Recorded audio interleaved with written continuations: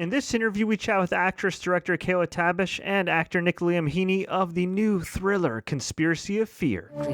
What I was doing when I heard cell phones, electronics, became paperweights, and our new one world government, the company, was born. We live in a broken world, but we need to trust. Well, Kayla, Nick, thank you so much for joining us on TSC News on MNN. Conspiracy of Fear, dropping May 13th. This is an awesome thriller with some sci-fi elements, a lot of action as well. Definitely a nail-biter. How does it feel after all these years with this whole filmmaking process to finally come to the finish line where people can see this right now pretty much wherever they are? It's bittersweet. I kind of feel like, thank goodness, but also like, finally. I'm very excited. It's going to be fun. It is a very interesting concept here. It's also, even though it was made a few years ago, very relatable to today's climate. So how did you come up with the concept of the film? And when did you realize that, like, holy crap, this actually has a lot of parallels to our current reality? Well, I wrote it in early 2015. And so at the time I was like really into conspiracy theories. You know, some of them are a little bit on the edge, like the world's flat. I'm like, okay, that's probably not true. But then there's other ones about like JFK and there's all sorts of like political and then even non-political, just that kind of really struck a chord in me in like 2012 and kind of planted that seed. And then the script came out of that.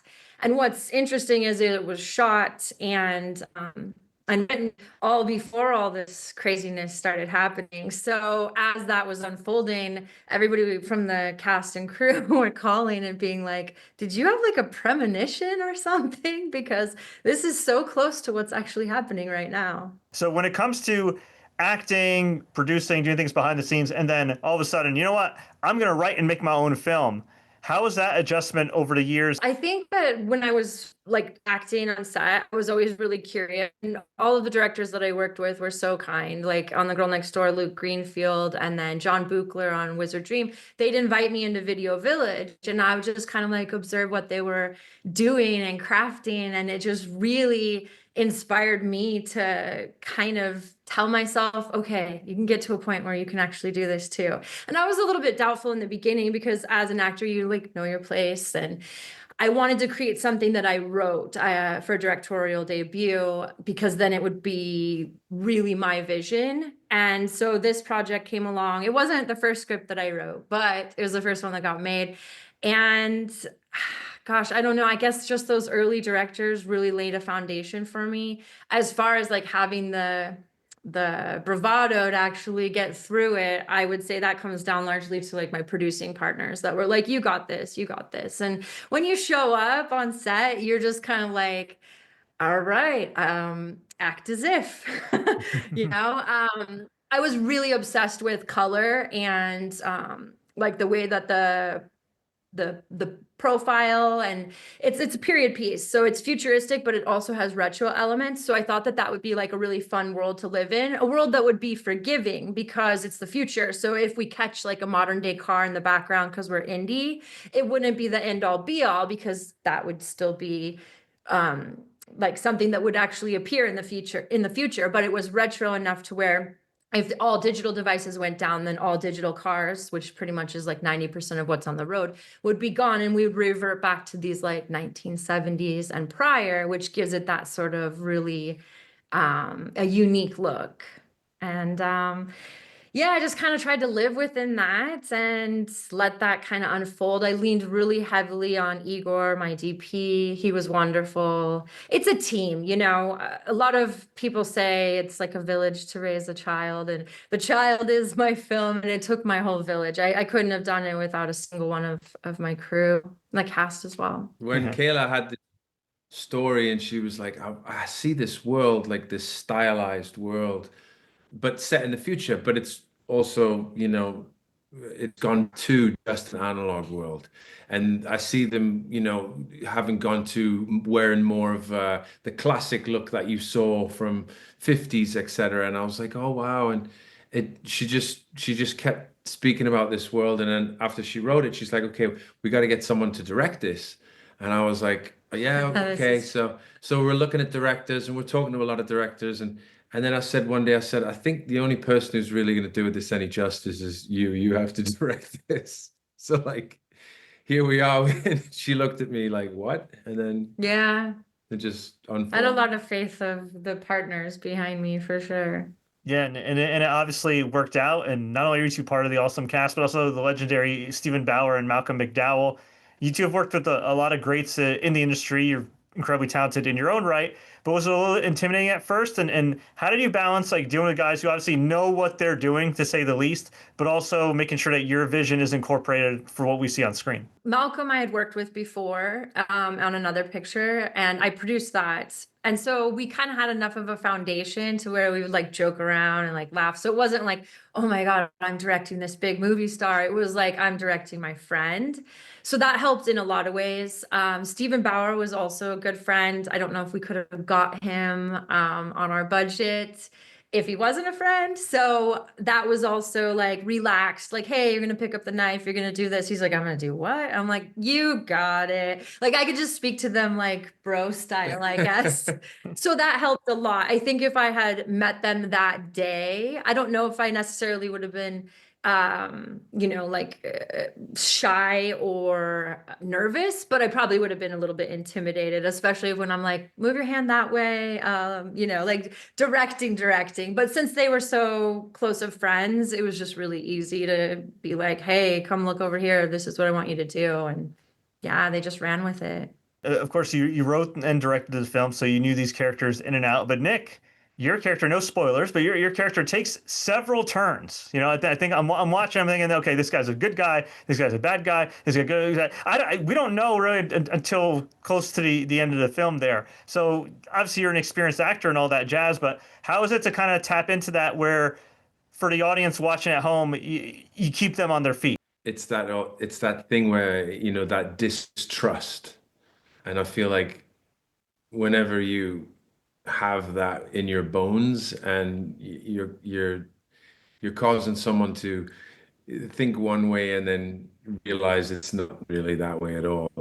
They're always, I think, the most fun characters to play. But it's also, you feel for the other person as well. And I don't want to spoil it for anyone, but you know, the way Kayla wrote it, there was some let's just say there's some big, you know, flip-flops going on. Some twists and turns for sure. Yeah. In addition to Conspiracy of Fear, we talked off there. I'm not sure how much you're allowed to talk about, but you're wearing a hat that says Cat Dad, which is kind of related to your next project. I'm a cat lover myself. Are you guys able to shed some light on this latest project you have with cats? Yeah, so our cat is famous, which is kind of when the words leave my mouth, I'm like, this is crazy. But he did a couple of Netflix shows, docuseries, like about him surfing. Nick, he competed in the X Games and was like a pro athlete for Red Bull. So he did wakeboarding. So when we got the cat, long story short, he just basically was able to teach him to surf without him ever falling in. So the cat just absolutely loves going on the water. That's the two shows prior. So now we're doing our own show called The Wandering Cats. It's kind of like a Anthony Bourdain style travel show. And we already finished Italy and Switzerland, and we go to France. We're going to be there for Cannes filming, and then we go to Spain and Portugal. And so the cat goes to Michelin star restaurants. He dines with like famous people. He sits down and enjoys things. He gets to be a little bit of a cat critic when it comes to food and wine. And we center around small businesses. So we're really amped to like feature family-owned places and kind of give a little bit of tourism to those places, because I think his fan base is really going to enjoy seeing him kind of guide and host them through these countries. Yeah, the response was very overwhelming. We were in the Italian Alps, with them making grappa, you know, on the local farms, preparing the food, and it was just a really incredible experience. And this cat, you know, he kind of leads the way, we follow, and that's it. So we have this merchandising line too. I'm gonna have to send you one of these, but Cat Dad is like a fun sort of on Instagram way for people that don't have, or even if they have children, people that are crazy enough to consider their cat their child, which we definitely fall under that umbrella. That's great. And it's for people watching and listening to this. Where can they? I'm assuming your cat's on social media. So where can they follow the cat? It's Surfer Cat Mav on Insta, and yeah, this is on the Surfer Cat website, surfercat.com. Super cool. Super cool. All right. Well, you two have been so gracious with your time. Before we let you go, we always like to ask all our guests some kind of random and rapid fire questions just to get to know them a little better. What was the most awkward moment in the filming of Conspiracy of Fear? Anything that was wacky, that may have been chaotic in the moment, that makes for a good story now? When we lost a location. So everything's hinging on it. We had a location locked. It was somewhat of a trade-free base, and don't ever do that. Always charge at least $50 because they can bail and there's no contract in place. And we had Malcolm McDowell showing up the next day. Luckily, my cousin, who's one of the producers, she knew a lovely lady across the street that had a location right by her house. And so we were able to like fix it and go. But that was a really scary time because we were like, ugh. There was also two parts here. We didn't have Malcolm. So that was probably pretty crazy too, up until about 2 days before he worked. So we were like scrambling. Oh my gosh, I had already asked him before and he said he couldn't because of a scheduling conflict. And then I just called him up like It was a 3 days Sunday. before. He was filming on Tuesday, and it was a Sunday, and Kayla was crying, saying, I was literally I don't know crying. who we're gonna have to play this role, and it's such a huge part of the film." And I said, "Well, just ring him." Just call Malcolm. I And call she says, "Well, he's in Brazil filming." I said, "Well, maybe it got cancelled. I don't know." And she rang him, and he goes, "Hello, Kayla. What's happened?" And that was it. It was So actually our production was like 18 days and we had to separate that. And then we came back about a week and a half later once everything was scheduled with him and we did his days. So yeah, so Yeah, he it's was so special that we put down production and then brought it all back just to have him on board. Hey, it worked out. And at the end of the day, as the old saying goes, you got the shot, right? yeah. Exactly. So, are there one or two people for each of you that maybe inspired you to get into the business in the first place? For me, it was just watching James Bond, watching Sean Connery, Roger Moore. I think when you're a little kid, the 007 is just so magical. It's special. So that was kind of what set my hook. It's so hard to choose anyone. I love Stanley Kubrick, of course, Clockwork Orange, Malcolm, there's all of that. I really like Richard Linklater, David Lynch. Those are some of the greats. I would aspire to, be half as good as them one day. All great choices for sure. Now, you had mentioned that this film, give or take, took about a decade to make, and you are excited but relieved as well.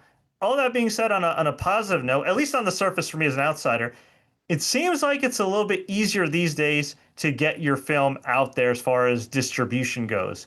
Do you think that is the case compared to, say, 10 years ago when you really started concepting this thing? Yes, in the sense there's so many more platforms that are consuming content, but no, in the sense that there's now like an industry disruptor. So the old way was you'd go to market, you'd go to film festival, then you'd get picked up, you'd be distributed if, you met the mark and you were good enough. Now I think that yes, there is so many more channels, but also which ones are falling on deaf ears. So the top tier everybody's fighting for, which is like your Netflix, your Amazon Prime. I mean, Paramount Plus is stepping up too. And so that is becoming a bit tougher because those are those coveted spots. But it is nice that there's so many other distribution channels and you will reach people. It's just, I guess that's like a yes and a no for me. Mm-hmm. What's the best piece of advice you have for success? Don't give up. We could have put this on a shelf and walked away. Yeah. I think we wanted to probably a million times. I guess if you just stick with things, that would be my best piece of advice is stick with it, believe in yourself, and just never give up. The arts is very different than anything else. So I think you just even a bad day in the art is better than a normal day at work, right? So like you just have to enjoy it, even if it's, there's a saying I read somewhere, I can't remember where it's from, but if you're in the ring or if you're in something like if it's better to be in the ring swinging than not in the ring at all. So like people beat themselves up and they're like, oh, this is not happening and I can't make it. I think if you just got to enjoy the process, even when it's not going so well, because it always leads to the end, I think. And we'll get you out of here on a high note. If people haven't already been convinced, why should people check out Conspiracy of Fear? It's a fun ride. I think you should check out Conspiracy of Fear because there's like so many elements that are themes underlying. Some are in your face, some are some Easter eggs to be found. And it's entertaining ride at the end of the day. I think you should watch Conspiracy of Fear because of the message. It'll make you think. I'll leave it at that. Conspiracy of Fear will be out video on demand May 13th. Kayla, Nick, thank you so much for the time. Before I let you go, where can fans find you online and where can we find you next? I'm most active on Surf a Cat Mav because on Insta. You can also check out Kayla Tabish on Insta. Yeah, Nick Liam 1 on Insta.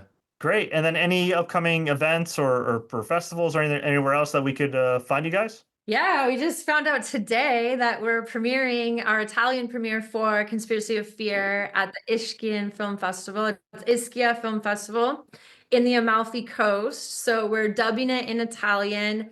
One of our Italian actors, he's like one of our co-leads. He's very well known there and here. He's starred opposite Elizabeth Hurley and Bruce Willis. So he's going to be there, sort of headlining the red carpet. We're hoping Stephen and Malcolm can make it as well. And then they're dubbing it in Italian, and then the next day it'll be released over in Italy as well.